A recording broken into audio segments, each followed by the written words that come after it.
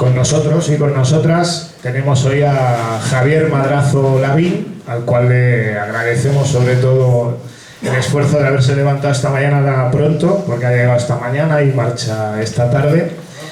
La verdad es que Javier, vamos a decir que juega en casa. Él es militante cristiano y por lo tanto lo de la Pastoral Obrera está en su casa, aunque esté aquí en Cataluña, y le damos la bienvenida.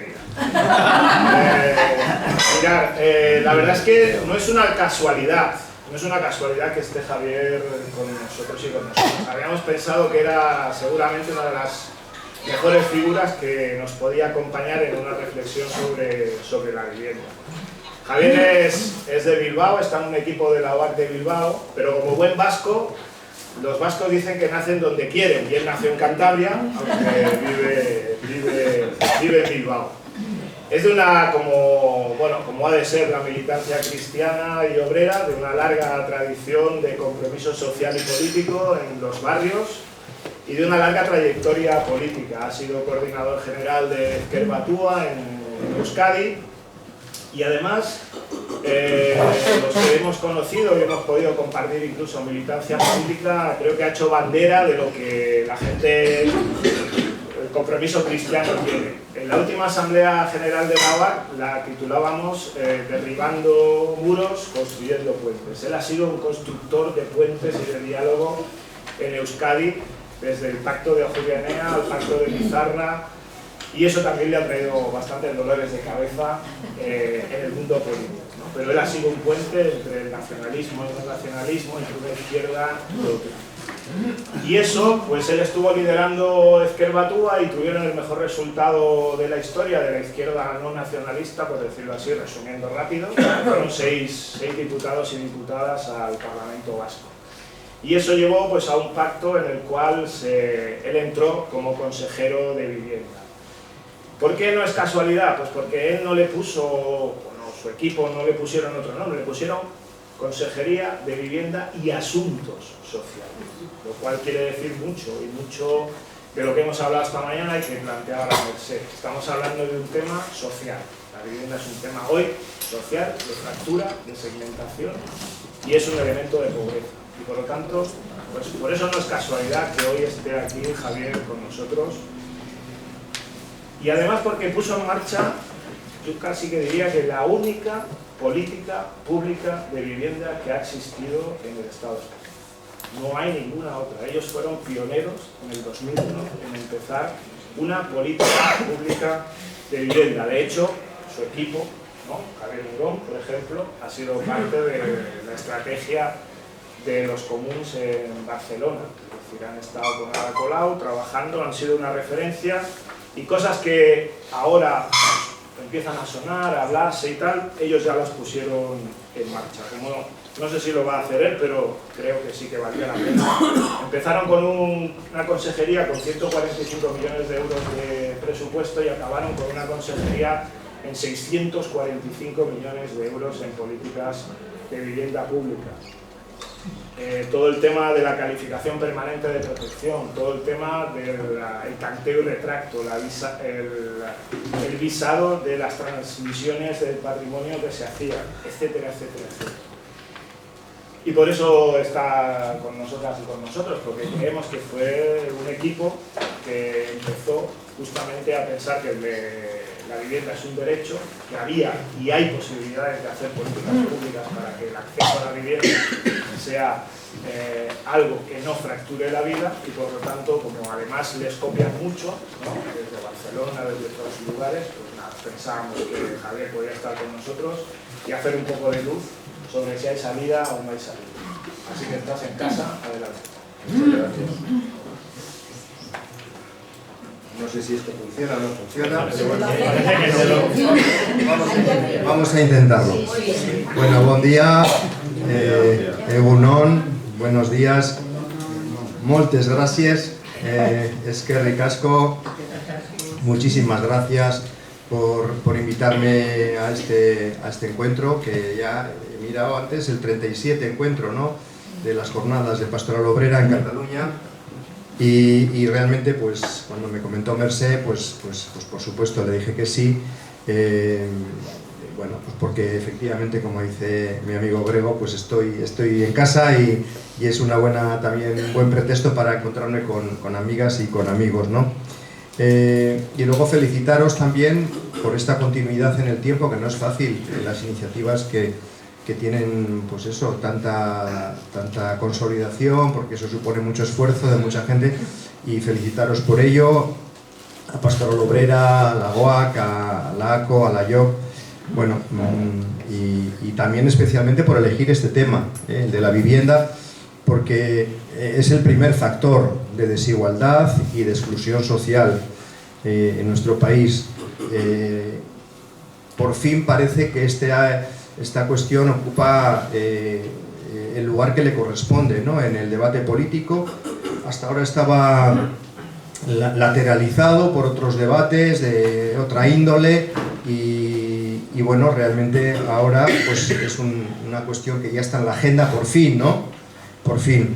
Y es importante que hagamos reflexión sobre esta cuestión, porque parecería que el tema de la vivienda es un tema muy complejo, muy difícil, que es solamente cosa de expertos o de políticos y donde es difícil hincarle el diente. Bueno, es una cuestión que requiere estudio, requiere análisis, requiere profundización, pero la ciudadanía tenemos la obligación de hacerlo, porque tenemos que ser parte fundamental en la resolución del problema, ¿eh? No lo podemos relegar a instituciones, a políticos, sino que la ciudadanía, como bien han hablado antes Filiberto y Marta, pues tiene que jugar un papel muy importante, y hay que dar respuestas desde el rigor, y para eso hay que estudiar y hay que analizar el asunto.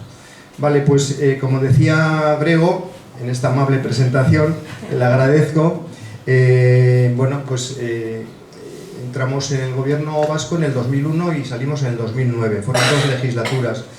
La verdad es que nos costó mucho decidirlo, porque bueno, pues sabemos que estar en un gobierno supone pues tener muchas contradicciones, pero bueno, al final dijimos, bueno, vamos a dar el paso adelante, con el reto de que el día que no estemos podamos decir que la izquierda alternativa y transformadora ha sido capaz de hacer las cosas de otra manera, o hacer cosas que no se han hecho, o que no nos digan que hemos sido como los demás, ¿no?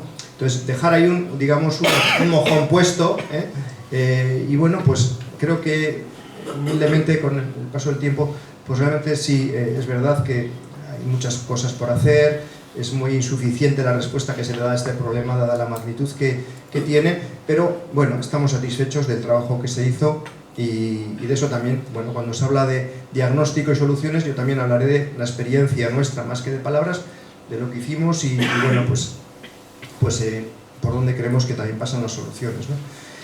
Llevamos el Departamento de Vivienda y Asuntos Sociales. El Asuntos Sociales llevaba Bienestar Social, Drogodependencias, Participación Ciudadana, Inmigración y Cooperación al Desarrollo. Hoy vamos a hablar de vivienda. Vale, pues sin más preámbulos, pues pasamos a entrar en materia, hablando un poquito de historia también de la cuestión. El problema de la vivienda en nuestro país no es un problema coyuntural, ni un problema reciente. Ya en tiempos del régimen franquista, un ministro de vivienda, apellidado Arrese, formuló aquella frase que ha quedado para la historia. Dijo: quiero una España de propietarios y no de proletarios, ¿no? Y 50 años más tarde, otro ministro de Vivienda del Partido Socialista, José Luis Ábalos, ya aclaró en otra frase, no menos célebre, aquello de: la vivienda es un derecho, pero también es un bien de mercado que genera actividad económica. Ambas expresiones de los máximos responsables públicos en la materia denotan un punto común. En España podríamos decir que no se ha hecho política de vivienda, que lo que se ha hecho es política inmobiliaria, que es algo muy distinto. Si echamos una ojeada a las empresas del IBEX 35, encontramos un tejido empresarial ávido de inversión inmobiliaria, constructores, entidades financieras, y Y estas entidades y estas empresas se han visto favorecidas por las políticas públicas que se han hecho desde los gobiernos, desde las instituciones. La respuesta del régimen franquista, ¿cuál fue? Fue que ante la carencia de vivienda asequible, fue la de fomentar la vivienda protegida en propiedad. Se trataba de que el propio sector promotor de vivienda, mediante un sistema de ayudas y de subvenciones públicas, pudiera facilitar el acceso a la propiedad de la vivienda a personas que no podían acceder de otro modo al mercado libre. Esto fue posible entonces porque la diferencia de precio entre las viviendas protegidas y las viviendas libres no era tan acusada como lo es hoy. El diferencial no era tan grande, ¿no? El sistema dejó de tener sentido con el boom inmobiliario. Entonces se trató de maximizar ya no el acceso a la vivienda a condiciones asequibles, porque la diferencia entre la vivienda protegida y la vivienda libre de precio era abismal, sino se trataba entonces de, ya en los años 70, 80 sobre todo, de facilitar el acceso al préstamo y a la hipoteca a condiciones asequibles para facilitar el acceso a la vivienda en propiedad en el mercado libre. Lo importante nuevamente era que el sector promotor funcionara a pleno gas, a pleno rendimiento. Lógicamente, el sistema financiero, que tiene sus propios mecanismos de autocontrol, que no los ejerció en su momento, y por eso vino luego el problema que han expresado antes Filiberto y Marta, en el año 2008 reventó. No es de extrañar que cuando el sistema falló, la crisis financiera del 2008, que ya conocemos, no hubo en los responsables públicos duda de qué hacer. En primer lugar, rescatar a los bancos, que no era otra cosa que proteger a las inversiones inmobiliarias que se habían formalizado en la época del boom inmobiliario, antes que rescatar a las personas, como pudimos comprobar con el fenómeno de los desahucios y de las ejecuciones hipotecarias. Esto ya más o menos es conocido, antes Filiberto lo ha explicado, pues yo creo que desde la vida concreta de este barrio.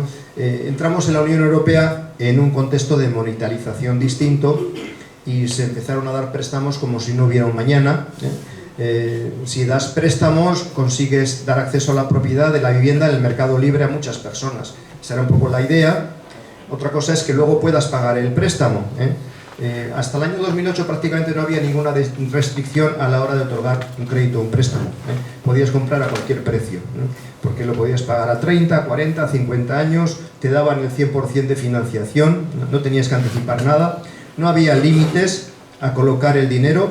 Los bancos no hicieron lo que tenían que hacer, lo que era su responsabilidad, que es regular y dar estabilidad al sistema financiero. Y esto reventó porque todo el mundo quería comprar una vivienda, pero no había viviendas para todo el mundo. Y esto supuso un encarecimiento del precio de la vivienda, la ley de la oferta y la demanda. Había más demanda que oferta y vino la burbuja. Entonces, los bancos revisaron drásticamente a nivel internacional las condiciones de financiación, los préstamos que eran variables, se modificó los tipos de interés y mucha gente no pudo pagar los préstamos y les echaron de su casa, ¿no? Los bancos quedaron, al final terminaron quedándose con muchísimas viviendas. Ahí se creó el famoso banco malo, ¿no?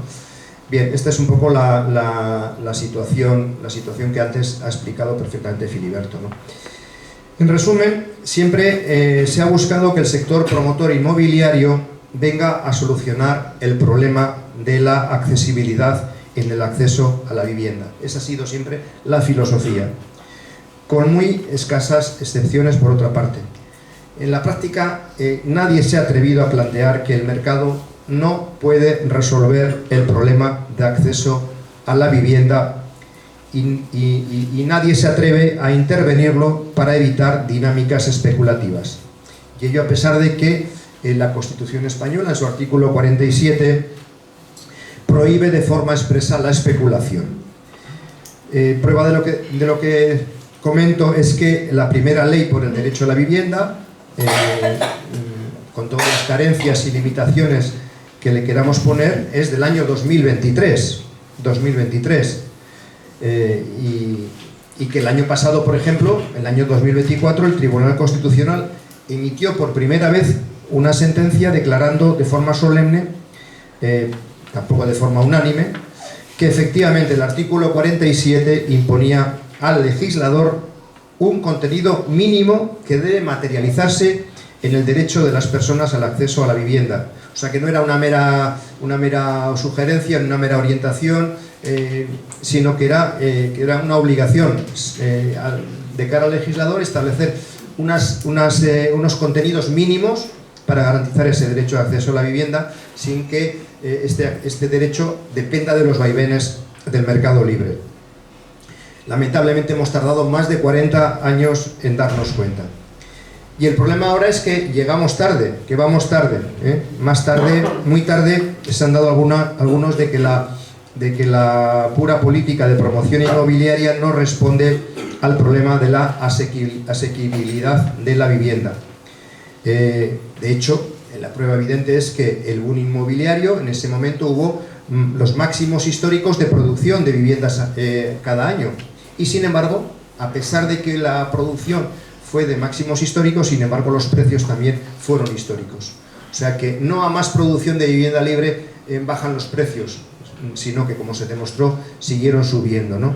Por tanto, la solución no está en el mercado, no es la solución, sino que este sistema de expansión inmobiliaria tiene unos costes de sostenibilidad económica y medioambiental que hemos visto que son inasumibles. Por eso, solo la disposición en manos públicas de un parque suficiente de vivienda de alquiler asequible puede suministrar una respuesta adecuada al problema. Vamos a llamarle el modelo Viena. Pero no nos llevemos a engaño. La ciudad de Viena lleva más de 100 años de inversión sostenida para tener el control en el precio de más de la mitad de las viviendas que se ofrecen en alquiler en la ciudad de Viena. En España, según los últimos datos del Ministerio de Vivienda y Agenda Urbana, el parque público de vivienda en alquiler apenas viene a alcanzar el 3,3% del total de viviendas en alquiler. En Europa la media es del 9% aproximadamente. Este desajuste se explica, como decimos, porque el sector privado promotor ha desatendido llanamente la oferta de vivienda asequible en alquiler, al no serle tan rentable como la vivienda en venta.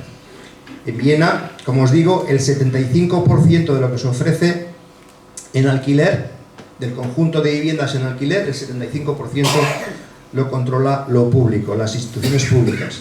Como digo, en España solamente el 3,3%. En la propiedad en la ciudad de Viena es prácticamente residual, en torno al 25%. El resto, el 75%, o es público o está concertado con terceros, también con control público. La expansión inmobiliaria en tiempos franquistas, como he dicho, y la expansión crediticia posterior de los años 80, en tiempos de Aznar, no han podido responder al problema de la asequibilidad en el acceso a la vivienda, sobre todo repercutiendo en las clases más desfavorecidas, que son a las que menos les preocupa al mercado, a estas personas. El sistema de protección social en vivienda ha fallado estrepitosamente. No funciona porque ni la oferta de vivienda libre puede ser ilimitada, ni la demanda es uniforme, porque hay dos tipos de demanda: la demanda de las personas que quieren vivir y la demanda de las personas que quieren invertir. Sobre todo es una demanda de inversión concentrada en los grandes municipios y sus entornos metropolitanos, para poder aprovecharse de las rentabilidades especulativas generadas por los defectos de un mercado residencial en el que nadie se atreve a intervenir. Entonces, no es que no hayamos sido capaces de generar una oferta suficiente de vivienda asequible, ahora nos encontramos también con una demanda alternativa de vivienda para invertir, no para vivir, como es el caso, por ejemplo, de las viviendas de uso turístico o las viviendas de temporada, ¿no? Y que ofrecen rentabilidades al mercado mucho más altas, ¿no? Esta demanda alternativa, como digo, está muy focalizada y está cebándose especialmente en determinadas ciudades y contribuyendo al tensionamiento del mercado. Como digo, desde Arrese, aquel ministro franquista, hasta nuestros días, más de 50 años después, no han sido capaces de mirar la política de vivienda como un problema social. Lo han visto solamente como un problema de índole estrictamente económico. Y no es un problema ideológico, sino de praxis elemental. Las empresas, en la práctica, promotoras, inmobiliarias, de constructores, influyen como un lobby muy poderoso, muy potente y presionan, lógicamente, a las instituciones públicas y a las políticas de vivienda a su favor. Y por eso luego las puertas giratorias que hemos visto en todos los niveles del Estado pues son bastante evidentes. Por tanto, el resumen es claro: el mercado no resuelve el problema de la vivienda. O sea, y lo que han pensado ellos es, desde Franco hasta Aznar, es: tú deja el mercado libre funcionar, que él será capaz de ofrecer viviendas asequibles a las personas que lo necesitan. Y hemos visto que esto es mentira, nunca ha sido así. El mercado no puede ofrecer todas las viviendas que le da la gana. Como digo, pues la demanda es una demanda en estos momentos, en buena parte, de demanda de inversores, ¿no? Esta creencia de que el mercado es capaz de solucionar el problema de la vivienda, pues yo creo que hay que ya desmontar, y mucha gente ya empieza a darse cuenta de ello, ¿no?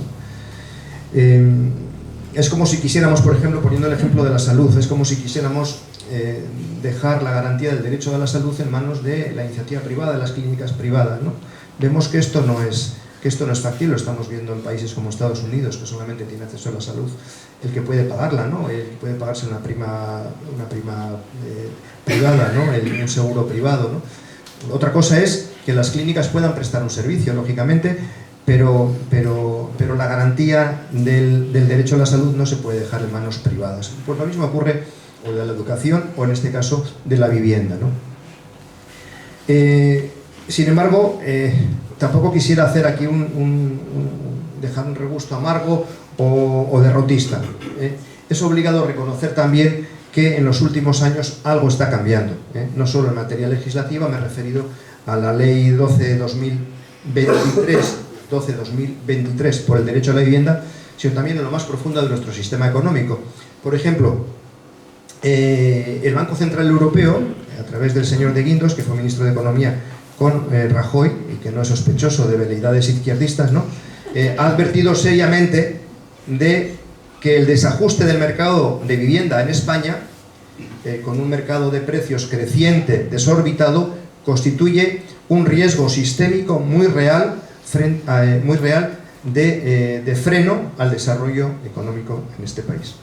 En palabras más sencillas, he venido a señalar de otra manera que el rentismo desaforado y la especulación inmobiliaria está poniendo en riesgo la estabilidad de los cimientos de nuestra economía. ¿Cómo se van a seguir prestando servicios o produciendo en las fábricas si no tenemos dónde alojar a los trabajadores y trabajadoras a precios asequibles en base a los miserables sueldos que se pagan, ¿no? O sea que de esto también es consciente el propio Banco Central. O el Banco de España ha llegado también el año pasado a plantear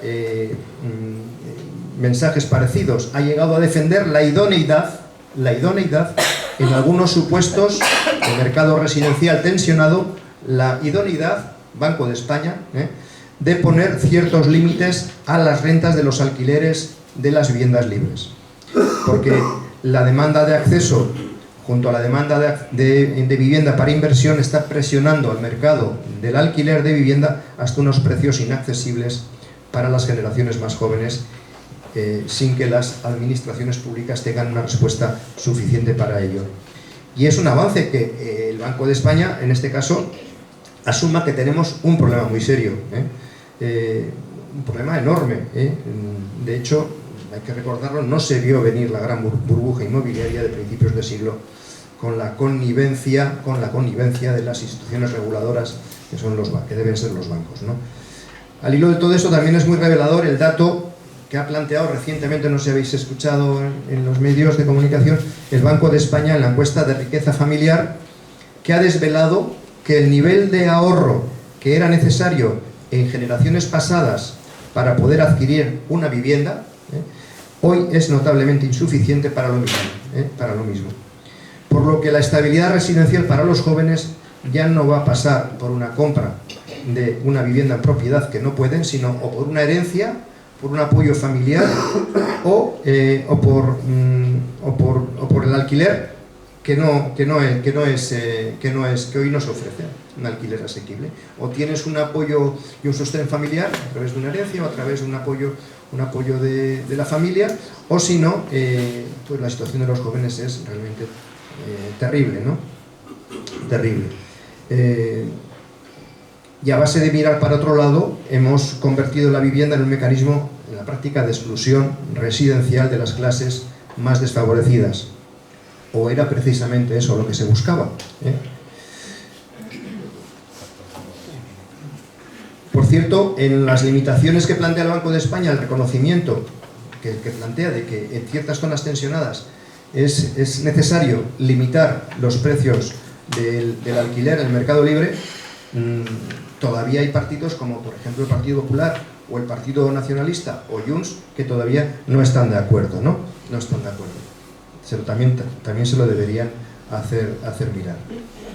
Me acuerdo cuando hace 20 años acudíamos a la conferencia sectorial de vivienda convocada por el Ministerio de Vivienda, los diferentes gobiernos autonómicos, hablábamos del problema de la vivienda y de la necesidad de impulsar un parque público de alquiler y los demás estaban hablando de impulsar líneas de ayudas para promotores, para vivienda protegida en compra y sin calificación permanente. Una vivienda que al cabo de unos años se descalifica y se vende como vivienda libre. Estábamos, digamos, en mundos distintos. Afortunadamente, este convencimiento de que hace falta fortalecer lo público, un parque público de vivienda en alquiler, pues parece que se va abriendo paso, y este es un elemento también positivo y esperanzador. Bien, y luego hay una sentencia del Tribunal Constitucional de enero, que también quiero poner de manifiesto, de enero de este mismo año, donde plantea que en las zonas de mercado tensionado se puede limitar el precio del alquiler, que esto es compatible porque ha habido un recurso a la ley del 2023 del derecho a la vivienda que he mencionado, del Congreso. Se recurrió y el Tribunal Constitucional ha dicho, una sentencia muy importante, ha dicho que sí es compatible con la propiedad privada, el fijar los límites a los precios del alquiler libre, que es una limitación razonable del derecho de la propiedad en estas zonas de mercado tensionado. O sea, plantea límites a la propiedad privada, donde se acredite un problema y un desequilibrio entre oferta y demanda. Plantea que eso es razonable, que es una medida ajustada, que no es desproporcionada y que es lógico que se tome esta medida, aunque sea con carácter temporal, el estudiar estas limitaciones. Bien, todo esto explica esta situación, pues dentro de las líneas también positivas de avance, el interés del gobierno del Estado de generar ahora una gran operadora pública que comprometa y movilice suelos públicos, que construya y que adquiera vivienda para alquiler a precios asequibles. Bueno, pues nunca es tarde si la dicha es buena, Nosotros ya propusimos hace mucho tiempo que la Sareb, el banco malo, se convirtiera en esto mismo, hace ya 10 años, y nos tildaron de locos. Bueno, nos han prometido 180.000 viviendas, vamos a ver, ¿no? Otro indicador de que algo se está moviendo es la regulación que he dicho de los alquileres, ¿no? Con sus luces y con sus sombras. Muy recientemente hemos visto cómo una regulación, y esto os toca también muy de cerca, esta regulación y este planteamiento de limitar los precios de los alquileres en zonas tensionadas ha venido a espantar a fondos de inversión que se habían hecho con edificios enteros de viviendas en la ciudad de Barcelona para ponerlas en alquiler a unos precios desorbitados, aprovechándose de la necesidad generada por una falta de oferta suficiente de alquiler asequible. Como he dicho, rentismo y especulación. Ahí está el reciente ejemplo de resistencia ciudadana de la Casa Órsola, que nos puede servir como un ejemplo del conflicto que se ha generado entre la vivienda de inversión y la vivienda para vivir. Unos fondos de inversión que funcionan con sus hojas Excel, ¿no? Hacen inversiones, compran edificios con inquilinos dentro, con la esperanza de tener libertad a la hora de fijar los precios de alquiler. Y su idea es: cuando acabes el contrato, yo te subo lo que quiero, y si no, te vas a la calle, ¿no? Y así, claro, la inversión le salía rentable, Y cuando se ha visto que se ha declarado toda el área metropolitana de Barcelona zona tensionada, pues entonces pues están huyendo. Claro, les ha comprado este edificio a precio de oro, ¿no? Ahora hay, parece ser, 260 inmuebles en esta situación. Y bueno, pues lo que tienen que hacer estos fondos de inversión es marcharse y que entren entidades o instituciones que los compren, o entidades que se planteen obtener rentabilidades razonables, empresarialmente razonables, no de carácter especulativo, como han estado haciendo estos fondos buitre, ¿no? Bien, en estos contextos de mercado tensionado entiendo que la regulación de los alquileres libres creo que es una buena medida, pero entiendo que no es suficiente.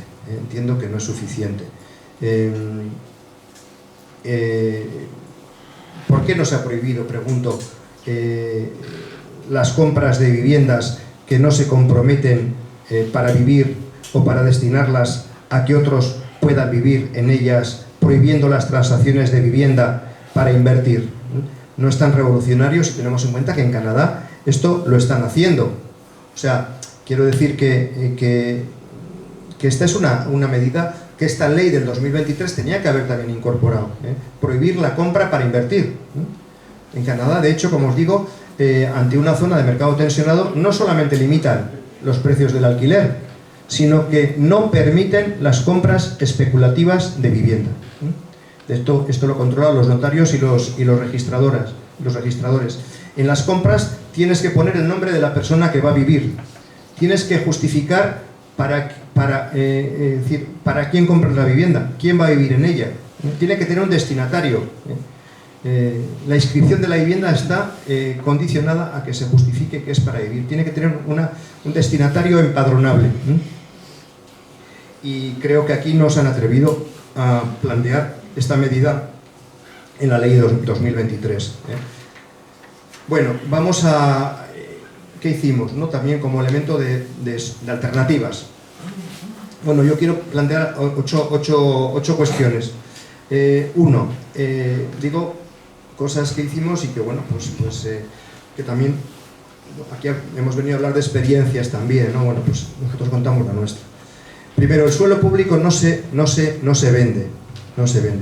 Todo el suelo público con destino a vivienda protegida o se ponía en régimen de alquiler o se ponía en derecho de superficie a 75 años. Es decir, o era para alquiler,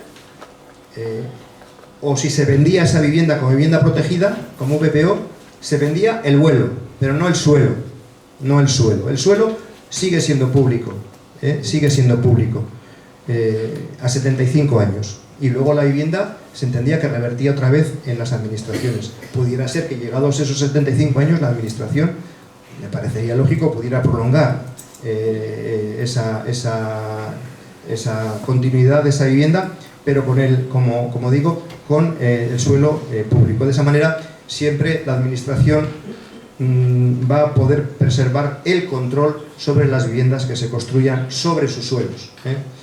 Otra cuestión, la vivienda protegida tiene calificación permanente. Desde el 1 de enero del 2003, todas las viviendas protegidas que se construyeron en Euskadi tienen un régimen permanente de sujeción a viviendas protegidas. Es decir, lo que no puede ser es que la comunidad haga un esfuerzo con los presupuestos públicos para poner en marcha una vivienda protegida de precio asequible, y luego al de 20 años se haga el pelotazo con esa vivienda y pase a ser vivienda libre. Pero ya no solamente por el pelotazo en sí mismo, por la especulación que eso supone, sino porque en la práctica esa vivienda deja de poder ser utilizada por otra familia. Porque si esta familia tiene condiciones de acceder a una vivienda en el mercado libre porque su situación económica ha mejorado, pues esa vivienda, si tiene calificación permanente, quedará para otra familia que esté en el registro de Etxebide, en el registro público de vivienda, como demandante de vivienda, que cumpla los requisitos y que pueda acceder a la misma. Hoy son unas 60.000. Bueno, tened en cuenta que Euskadi, la comunidad autónoma, en este caso hablo de los 3 territorios, tiene unos 2 millones de habitantes. Digo, a la hora de que los números que yo también los situéis en función también del número de habitantes, ¿no? Hoy son unas 60.000 viviendas las que tienen ya calificación permanente. ¿Cuántas se han descalificado y cuántas se han perdido? Pues muchas. Y esto en el 2003, y fuimos la primera comunidad. Creo que en Cataluña esta calificación ha sido la del decreto ley del 17/2019. Hasta el 2019 no había calificación permanente. Y por lo menos ahora la tiene, y muy poca es Navarra, pero la mayoría de comunidades del Estado español todavía no tienen calificación permanente. O sea que las viviendas protegidas, al de unos años, se venden como viviendas libres y pasan a ser viviendas libres. Hay una descapitalización del patrimonio público enorme. Enorme. Tercero, reconocimiento por vía legal del derecho subjetivo a la vivienda a los colectivos más desfavorecidos. Desde el año 2008, el gobierno vasco o bien da acceso a una vivienda en régimen de alquiler, se le reconoce que la vivienda es un derecho subjetivo, es un derecho como el derecho a la salud, como el derecho a la educación, es un derecho subjetivo. Sin vivienda no hay proyecto de vida posible. Entonces, o se le ofrece una vivienda en alquiler a precio asequible, o se le ofrece una ayuda para acceder al mercado libre. Una ayuda que para mí es insuficiente, es decir, que no es lo mismo ofrecer una vivienda a precio asequible que darle una ayuda para ir al mercado libre. O sea que para mí este es un tema todavía, es un reto pendiente, ¿no? O sea que la alternativa no es la ayuda, sino es el parque público de vivienda en alquiler, que tiene que ser, como digo, mucho más potente del que es actualmente, que es muy débil, es muy débil. En este momento pues hay unas 33.000 personas acogidas a esta prestación de vivienda para acceder al mercado libre, porque no se les ha podido ofrecer todavía una vivienda a precio asequible. Cuarto, aumento de las obligaciones de tipo urbanístico en forma de reservas de suelo para construir vivienda protegida.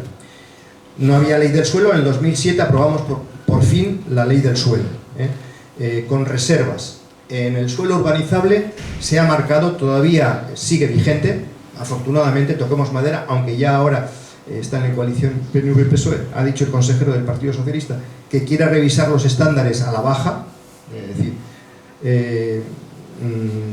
bueno, habrá que hacer presión ciudadana para evitarlo. Bueno, pues en suelo urbanizable, el 75% del suelo urbanizable tiene que ser destinado a vivienda protegida, y en suelo urbano el 40%. Esos son los estándares que hay fijados para reservar suelo con ese destino finalista. En quinto lugar, los alojamientos dotacionales.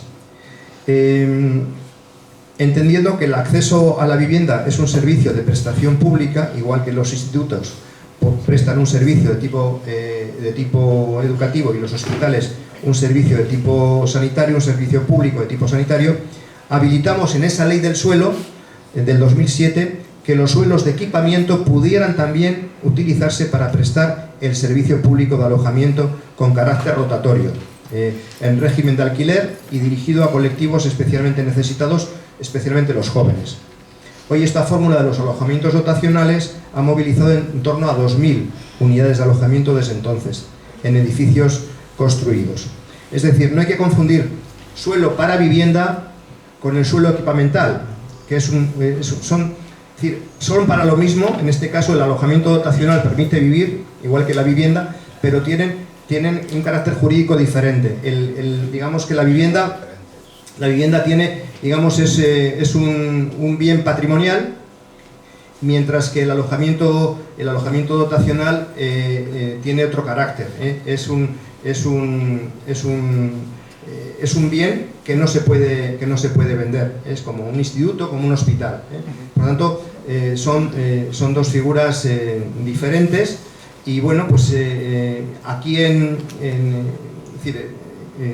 no se entiende la vivienda como bien patrimonial, que está sujeta a la ley de arrendamientos urbanos, que está sometido a precios de ventas y alquileres, mientras que los alojamientos dotacionales, como un hospital, como un instituto, por ejemplo, son equipamientos públicos, que no se pueden vender. Son servicios de equipamiento, están sometidos a canon concesional, que es diferente.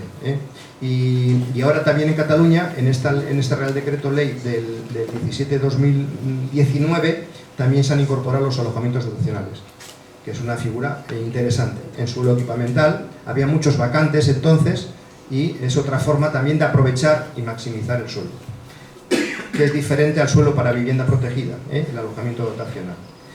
Bueno, luego si queréis lo podemos profundizar. En sexto lugar, la intervención en el mercado de vivienda de alquiler libre. Digamos, la captación de vivienda vacía. Con el fin de fomentar que hubiera vivienda libre en el régimen de alquiler asequible, pusimos en marcha un programa que se llamaba el programa Visigune, que es un programa que tiene una fortaleza, que no hay que confundir con otros programas donde la administración al propietario de una vivienda vacía le ofrece unas ciertas garantías con un seguro para devolver la vivienda luego en buenas condiciones y tal. No. En este caso es el gobierno, en este caso el gobierno vasco, el que entra en el centro de la operación. Es decir, yo, propietario de una vivienda que la tengo vacía, hago el contrato de alquiler con el gobierno. No lo hago con el inquilino, lo hago con el gobierno. Y esa es la fortaleza de la garantía que el programa da a los propietarios para que cedan sus viviendas y la pongan a 4 o 5 años en alquiler, porque sabe que el alquiler, digamos, el arrendatario es el gobierno vasco. Y el gobierno vasco luego se la arrienda a un inquilino que cumple los requisitos. El propietario, digamos, renuncia a un 30% de lo que pudiera sacar en el mercado libre. Es decir, si yo puedo sacar 1.000 euros, pues al gobierno vasco se la alquilo por 700. El gobierno vasco me paga 700 a mi propietario. Y al inquilino le cobra el 30%, le cobra 300, 400 euros. Es decir, un tercio cada uno. Un tercio cada uno. Bueno, el propietario cobra menos que en el mercado libre, pero tiene la garantía de que ha hecho el contrato con el gobierno y que por tanto pues, tiene todas las garantías, y el inquilino paga el 30% del precio. Bien, para eso, claro, hay que poner financiación. Es un programa que moviliza recursos, pero que es más fácil, porque construir una vivienda cuesta un tiempo, mientras que la vivienda vacía está ahí. Y entonces es un programa. El que no quiera entrar por esta vía tendrá que tener penalizaciones, lógicamente, a través de recargos en el IBI. Pero esta es una vía de fomento que conseguimos movilizar 4.000 y pico, ahora creo que hay 7.000 y pico ya captadas en este programa de viviendas vacías. Vale, ya no queda mucho. Sí, yo creo que esto pues va ya en un boleo lo ventilamos. Han dicho 8, te queda. Sí, eso es. La séptima, tengo un moderador más flexible que el anterior moderador. Que sacabas el papel Entonces, bueno, en séptimo lugar, intervención en la compraventa de viviendas protegidas, que algo ha dicho también antes Grego. Se tomó la decisión de ejercer el derecho de tanteo y de retracto del gobierno vasco para poder evitar las compraventas especulativas de viviendas protegidas. Es decir, existía, pero no se aplicaba. Es decir, ¿qué significa? Que cuando un propietario de una vivienda protegida quería venderla, sabe que tenía que venderla al precio que marca la ley, pero lo que sucedía es que se escrituraba ese precio, pero por debajo había un dinero en B. Entonces, en ese caso, ya decidimos ejercer el derecho de tanteo. ¿Sabéis la diferencia de tanteo y retracto? Tanteo es que tú tienes derecho preferente, como administración, a adquirir esa vivienda. Si el propietario la quiere vender, tienes derecho preferente. Y el retracto es que si a ti no te lo han comunicado y esa operación se ha formalizado, tú tienes derecho a deshacer esa operación y adquirir esa vivienda. Y ahora los notarios, para inscribir una vivienda en el registro, pues tienen que tener, en este caso no ocurre porque se están tanteando todas las viviendas, el actual gobierno también las está comprando todas para ponerlas en alquiler. Pero un notario no puede escriturar una vivienda protegida entre particulares si no tiene la seguridad de que el gobierno vasco renuncia a ejercer el tanteo, cosa que no sucede ahora porque se ejerce en todos los casos y nosotros empezamos a ejercerlo en su momento.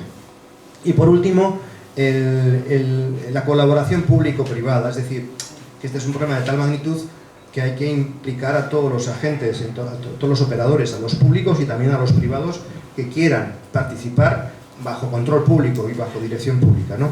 Y entonces, en su momento hubo unas ayudas a los promotores privados para hacer vivienda protegida en venta. Esas se quitaron y solamente se les daba ayudas y subvenciones para hacer viviendas en alquiler, y a 50 años. Tenían un canon a 50 años, también para implicarles en la producción de vivienda protegida. Por tanto, y para concluir, no sé, si quieres poner un gráfico, sobre todo me interesaba también para ver un poco que no todo el monte es orégano, es decir, aquí también está no solamente las palabras, sino luego la producción, es decir, cuánto estás haciendo, cuánto estás haciendo. Si quieres pasar, Roger, pasa un poquito, está un poco oscuro, pero bueno, para que veáis el gráfico, nosotros cuando entramos nos encontramos con un parque de alquiler de 4.000 unidades, de 4.000 viviendas. 750 eran del gobierno vasco y el resto eran de ayuntamientos, en alquiler asequible, en alquiler social, vamos a llamarle así, ¿no? Bueno, cuando salimos en 8 años, pues llegamos a las 15.000, digamos que produjimos 11.000 más, de diferentes, tanto las de vivienda vacía como las nuevas, como las, bueno, pues con ayudas a los ayuntamientos, a los promotores privados. El conjunto es que en 2008 había 15.000 viviendas, ahora hay 27.000.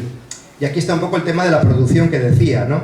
Ya veis cómo el gráfico baja a partir del 2007, 2008, que salimos nosotros, es decir, ha empezado a bajar. Si producíamos al año 1.375 viviendas en alquiler, pues luego creo que hay datos hasta el 20, todavía no tenemos datos, no han salido datos más actuales, pero empezó la producción a bajar hasta las 800 viviendas año en alquiler. O sea que la bajada en la producción ha sido importante.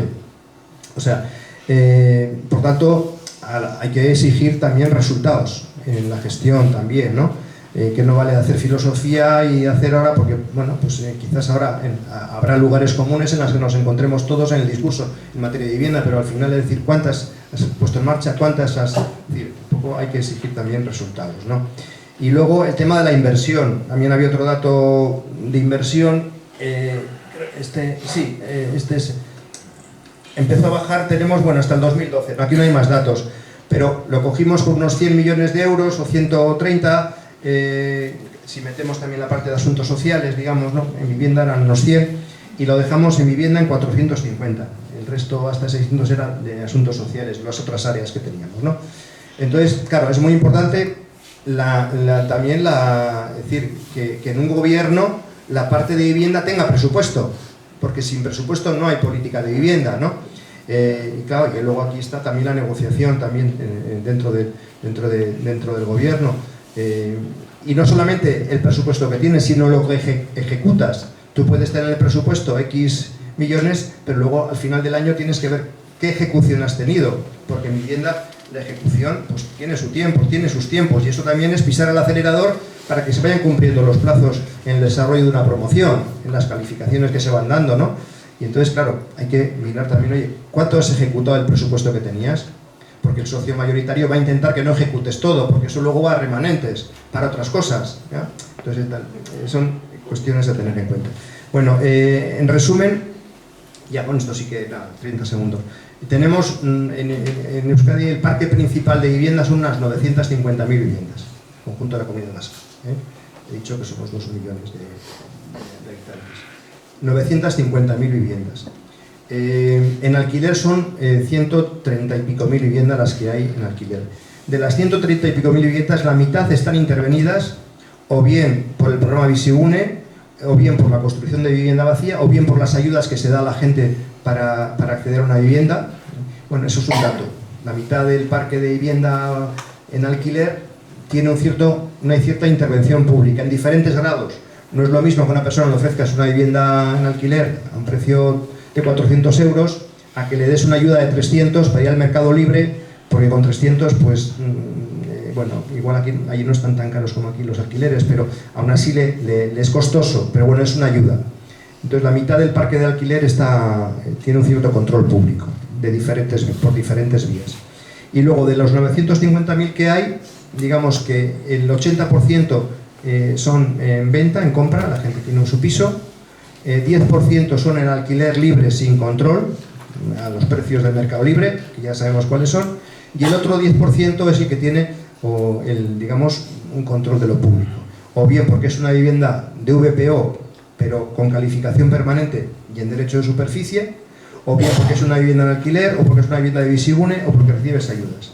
O sea que del 950.000, 80% en compra, 10% alquiler, mercado libre puro y duro, y el otro 10%, pues como digo, en sus diferentes modalidades, intervención pública. Esa es la fotografía que hay. El problema pues es un problema gordo y aquí pues hay que darle muy duro.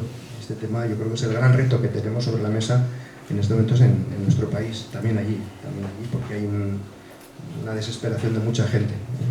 Vale, pues hasta aquí. Seguimos con las preguntas. Si tenéis alguna cosa que aclarar, encantado. Es que ricasco.